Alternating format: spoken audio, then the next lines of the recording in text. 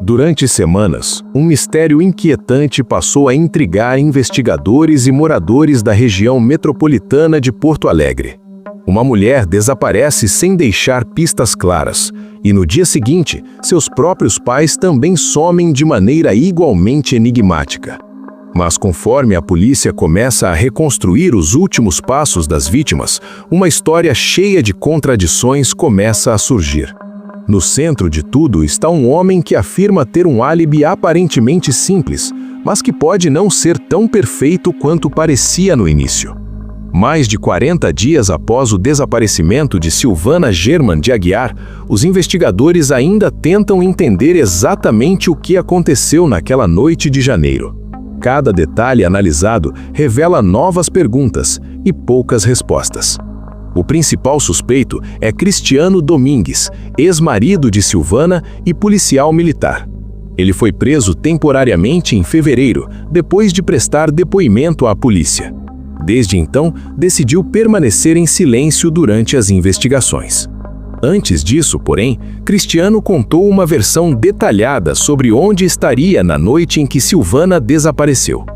E é justamente essa versão que agora está sendo colocada à prova. Segundo o relato dele, naquela noite do dia 24 de janeiro, ele não estava sozinho. Cristiano disse que havia saído para jantar em uma lanchonete acompanhado da atual companheira, Milena Rupental, do filho de 9 anos que teve com Silvana e também de um amigo próximo com sua esposa.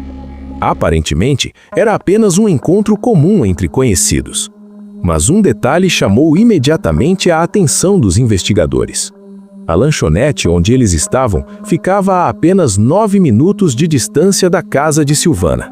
Depois desse jantar, Cristiano afirmou que seguiu com o filho para um churrasco de aniversário de um amigo. Enquanto isso, segundo ele, Milena teria decidido continuar a noite em um pub, junto com o outro casal que estava presente no jantar. Cristiano disse ainda que voltou para casa com o filho já de madrugada. Até aí, nada parecia extraordinário. Mas havia um elemento curioso nessa história. O menino, segundo Cristiano, estava com um videogame emprestado por aquele amigo que havia jantado com eles horas antes. Para os investigadores, esse detalhe aparentemente simples passou a ter grande importância na linha do tempo daquela noite. Principalmente porque câmeras de segurança registraram uma movimentação estranha na casa de Silvana exatamente naquele mesmo período. Por volta das 20 horas e 30 minutos, um Volkswagen Fox vermelho foi visto entrando na garagem da residência dela. O problema é que, de acordo com o próprio Cristiano, naquele horário ele ainda estaria na lanchonete. As imagens não param por aí. Mais tarde, por volta das 23 horas e 30 minutos, o mesmo veículo volta a aparecer nas proximidades da casa de Silvana. E esse detalhe levanta uma pergunta inevitável. Cristiano seria o proprietário de um carro exatamente com essas características? Um Fox vermelho. Desde então, o veículo não foi mais localizado. Isso levanta outra dúvida para os investigadores. Estar a apenas 9 minutos de distância seria realmente suficiente para afastar qualquer suspeita? Ou poderia significar exatamente o contrário? Buscando respostas, a polícia decidiu avançar em uma nova etapa da investigação. No início de março, agentes cumpriram um mandado de busca na casa daquele amigo citado por Cristiano, o mesmo que teria emprestado o videogame ao menino naquela noite. A residência fica em Viamão, cidade próxima à Cachoeirinha. Durante a operação, diversos itens foram recolhidos pelos investigadores. Um celular, um pendrive, um HD externo e o próprio videogame mencionado na versão apresentada por Cristiano. Até aquele momento, o amigo não era considerado suspeito, ele era tratado apenas como testemunha. Mesmo assim, a polícia precisava verificar se os detalhes da história realmente faziam sentido. Uma das análises mais importantes envolve justamente o videogame. Peritos querem descobrir se o aparelho chegou a se conectar ao Wi-Fi da casa de Cristiano naquela noite. Caso isso seja confirmado, poderia reforçar a versão apresentada por ele. Mas se os registros indicarem outra coisa, toda a narrativa pode começar a desmoronar. Além disso, a polícia também quer analisar os dispositivos eletrônicos apreendidos para descobrir a localização exata daquela testemunha no momento dos acontecimentos. Os investigadores buscam responder algumas perguntas fundamentais. Eles estavam realmente juntos naquela noite? Por quanto tempo permaneceram no mesmo lugar? E mais importante, Cristiano esteve com esse amigo durante todo o período? Ou teria se ausentado em algum momento? Foi justamente quando esse amigo prestou depoimento que surgiu a primeira grande contradição. Segundo ele, naquela noite não houve churrasco algum. Na verdade, o relato dele é completamente diferente. O homem afirmou que passou a noite na casa de Cristiano jogando videogame junto com ele e o filho. Ou seja, uma versão que entra em conflito direto com a história apresentada anteriormente. De um lado, Cristiano afirma que saiu após o jantar para um churrasco. Do outro, o amigo garante que eles passaram horas jogando videogame dentro da casa. Entre essas duas narrativas, ainda existe a história da ida ao pub com Milena e o casal de amigos. No mínimo, há informações que não se encaixam perfeitamente. E quando se trata de um caso tão delicado, qualquer contradição pode se tornar extremamente relevante. Enquanto isso, o desaparecimento de Silvana não é o único mistério dessa história. Porque no dia seguinte ao sumiço dela, seus pais, Isaí e Dalmira, decidiram ir até a casa da filha para entender o que estava acontecendo. Mas algo inesperado acontece. Depois dessa visita, os dois também desaparecem.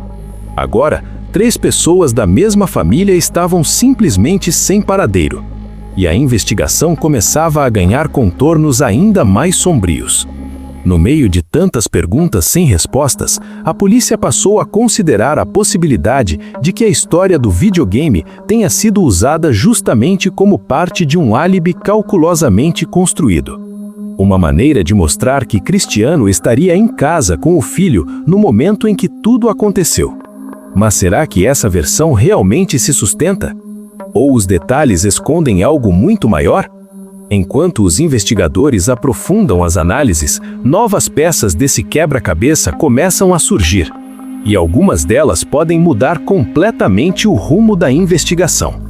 Enquanto as contradições começavam a aparecer nos depoimentos, outro elemento importante passou a fazer parte da investigação. O filho de Silvana, um menino de apenas 9 anos, também foi ouvido pelas autoridades. Por se tratar de uma criança, o depoimento ocorreu de maneira especial, dentro do Fórum de Cachoeirinha, acompanhado por psicólogos e profissionais preparados para esse tipo de situação delicada. O conteúdo do que foi dito pelo menino não foi divulgado oficialmente, justamente para preservar sua integridade e evitar qualquer interferência nas investigações. Ainda assim, sabe-se que esse depoimento pode ser uma peça fundamental para esclarecer o que realmente aconteceu naquela noite. Enquanto isso, a polícia decidiu tomar uma medida importante. Diante das dúvidas que ainda cercavam o caso, foi solicitado à Justiça a prorrogação da prisão temporária de Cristiano Domingues por mais 30 dias. O objetivo era claro: ganhar tempo para aprofundar as investigações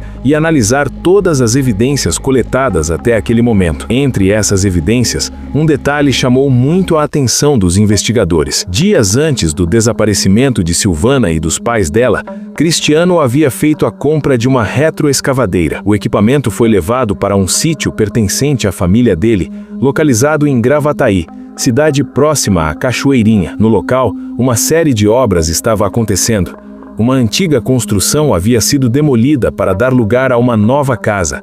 Além disso, um poço artesiano que existia no terreno foi completamente aterrado. Segundo relatos, a retroescavadeira teria sido usada justamente nesse trabalho de aterramento. O que chamou a atenção da polícia foi o momento em que tudo isso aconteceu. O fechamento do poço teria ocorrido exatamente no mesmo período em que Silvana e seus pais desapareceram. E logo depois do sumiço da família Aguiar, as obras no sítio foram simplesmente interrompidas. Esse detalhe passou a levantar ainda mais suspeitas. O que exatamente poderia ter sido escondido naquele local? Enquanto essa possibilidade era investigada, outro foco de buscas começava a ganhar importância. A partir dos dados de geolocalização obtidos nos celulares analisados, os investigadores passaram a concentrar esforços em uma área extensa da região metropolitana, principalmente em um ponto específico: o rio Gravataí. O rio corta diversas cidades da região e possui dezenas de quilômetros de extensão, o que torna qualquer operação de busca extremamente complexa. Ainda assim,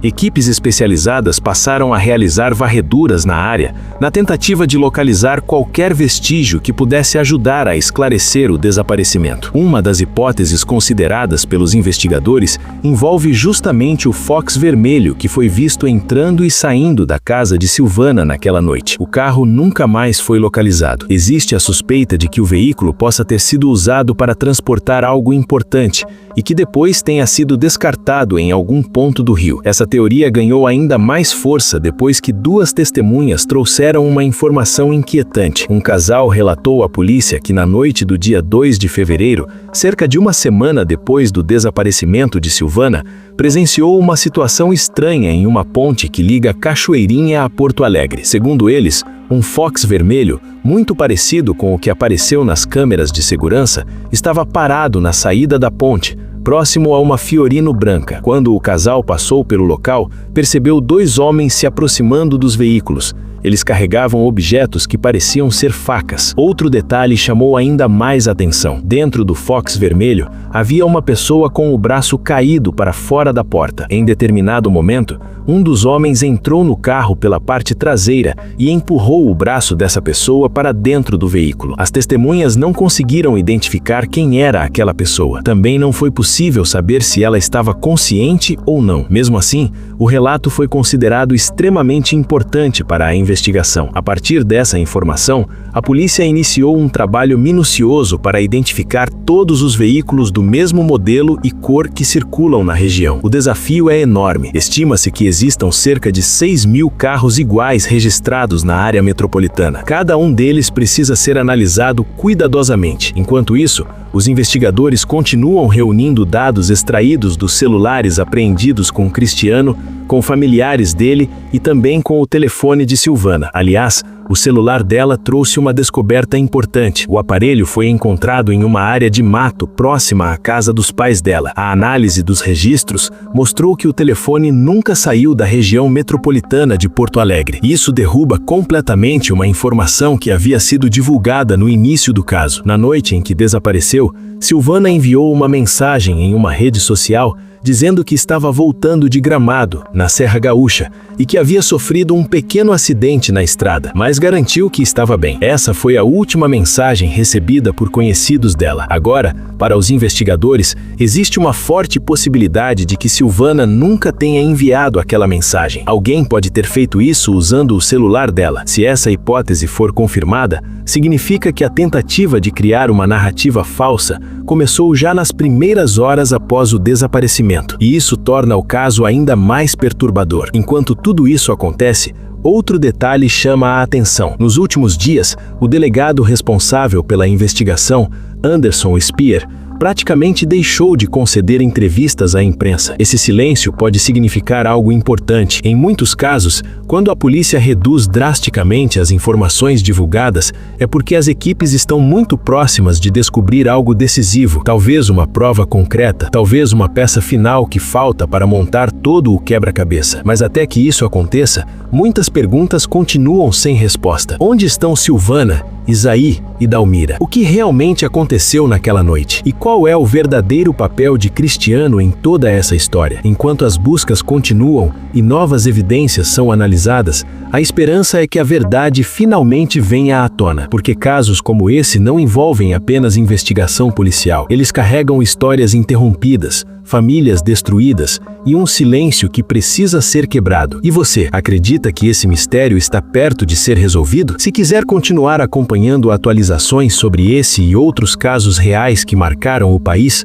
inscreva-se agora no canal. Ative também o sino das notificações, porque nos próximos vídeos vamos trazer novas histórias intrigantes que ainda escondem segredos esperando para serem revelados. Nos vemos no próximo episódio.